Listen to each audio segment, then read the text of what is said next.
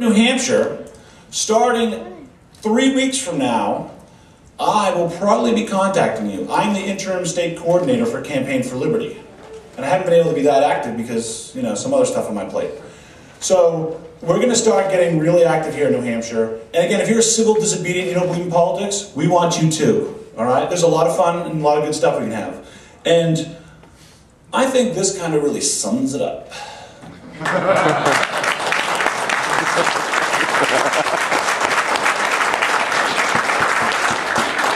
And you'll all notice that Ron Paul's getting a lot of media attention now that the election's over. Oh, now we'll talk to him about the collapse that he predicted is occurring, right? So, Ron Paul could not be here, as everyone knows. We tried to get him to be the closing speaker. His schedule wouldn't allow it. I've talked to his staff almost weekly. He actually really regrets it because he wanted to come. But Campaign for Liberty did agree to be a silver sponsor of this event. And when I talked to one of the representatives, they said, "Oh, I can't wait. We can't wait to go up. This is going to be awesome. You have this crazy lineup of speakers, and I'm kind of mad because there's two speakers that I really want to talk to, and they're at the same time."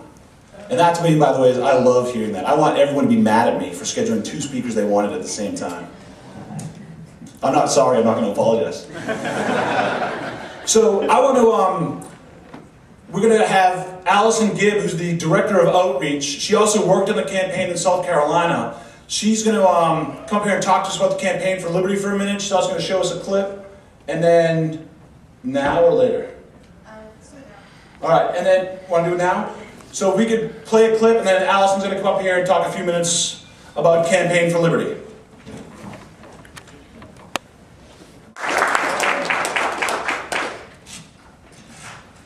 And of course, I can't stand up here without saying thank you to Chris. Everyone, please thank Chris. And I want to add that, believe it or not, Chris didn't actually do all this work himself, even though it sometimes seems like it. He had a huge team of people that includes Free State Project people, of course, and there's a whole team of hotel staff. There's a huge effort that goes into putting on an event like this, and I'd like to thank everybody now for their contributions.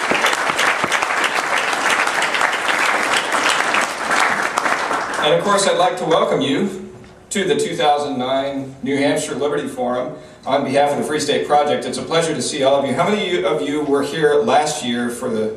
Yeah, all right. I was not. I had to work. And as Chris mentioned, I had stepped out of Free State Project leadership for a little while because I had some things going on at work. But I was here the first year. Who was here for the first? Okay, so you remember probably, I'm setting an unpleasant little trend here. I can't seem to come to this event in perfectly good pain-free health. 2 years ago, I was up in Alaska snowboarding, and I got into a fist fight, and my enemy, which was the planet Earth, prevailed, and so I came to Liberty Forum wearing a brace and a broken arm, and things happened. Well, 2 weeks ago, I went to take a nap, and it was in the hospital. Have any of you taken a nap in the hospital? And do you know what happens? They stab you. So that's, and I'm going a little slow, but I'm going to do the best I can. Reclining is my best position, so if you're looking for me, I might be in the boardroom or someplace kind of like that. This, Chris mentioned already, and I appreciate his introduction. This year, the theme for the Liberty Forum is Many Paths to Liberty, and I'd like to use that as a little springboard for this, you might say, sermon to the choir, so to speak. And all of you appreciate liberty, and I hope that you'll enjoy following me on this train of thought that I've developed based on that theme. Now I'm going to do a couple things that might be slightly unpopular here. For the next few minutes, I'm going to talk about two controversial topics. One is beliefs, and another is differences. And, sometimes it's best to avoid things like that, but I don't.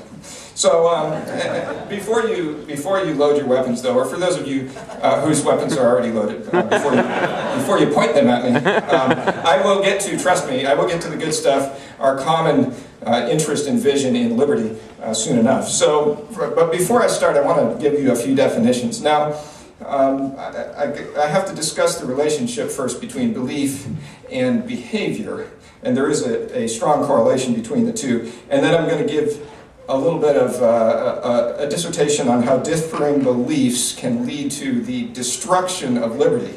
And we see that all around us, and why it's important that we understand this correctly to address the problem. And then, of course, I'll get to the fun stuff that I promised you. I'll defend the case for freedom as the framework for the peaceful coexistence of differing beliefs, and share a bit about how our differing beliefs here in this room we can actually use as an advantage to advance the cause of liberty, the many paths to liberty that we follow. Now I have to define some terms first, and it's not my intent to argue over definitions. Philosophers spend lifetimes doing that. I'm just going to give you, I have 20 minutes, so I don't have that long. And so I'll give you a rough definition, and I hope that you'll accept it for now. Belief, the word belief means when someone comes to a place, they become convinced that something is true. Now that doesn't mean that it's actually true, but that some person is convinced that it's true, and truth, we'll say for now, is that which corresponds with reality. Or it might be better understood by what it's not, and that is error. It's not wrong, it's true, it's right. Behavior, of course, is what we do. Now, belief can be in something tangible, such as the existence of yourself or the chair you're sitting on. Most of us believe that we're sitting down. I don't, but some of you do. It can be as something not as easily or directly observed, for example, a god or the future or some dwarf planet that we haven't found yet or something like that. It can be in something totally absurd. People believe in absurd things like aliens or the right to free education at your neighbor's expense. And so I tend to use words, and I get in trouble for this, but I tend to use the words belief, faith, and religion almost interchangeably. And some people snipe at me.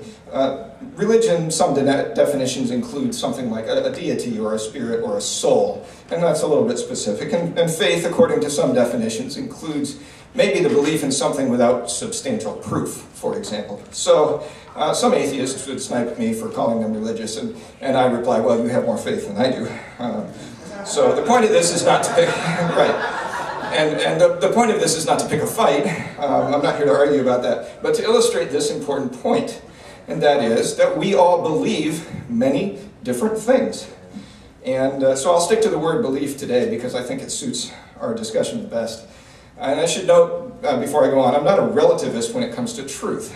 I believe there is one truth, and that the existence of passionately held, conflicting beliefs does not undermine the fact that there is one reality, one truth. Belief may be erroneous, truth cannot. So now I believe most adult human behavior, the things that we do, is significantly impacted by, it's guided by belief. Breathing, for example, we all breathe, that's unconscious, but it can be guided by belief. For example, during in-flight turbulence, some of you know I'm an airline pilot, so I'm going to stick to some of these examples because I know them well. But how many of you have not flown on an airplane?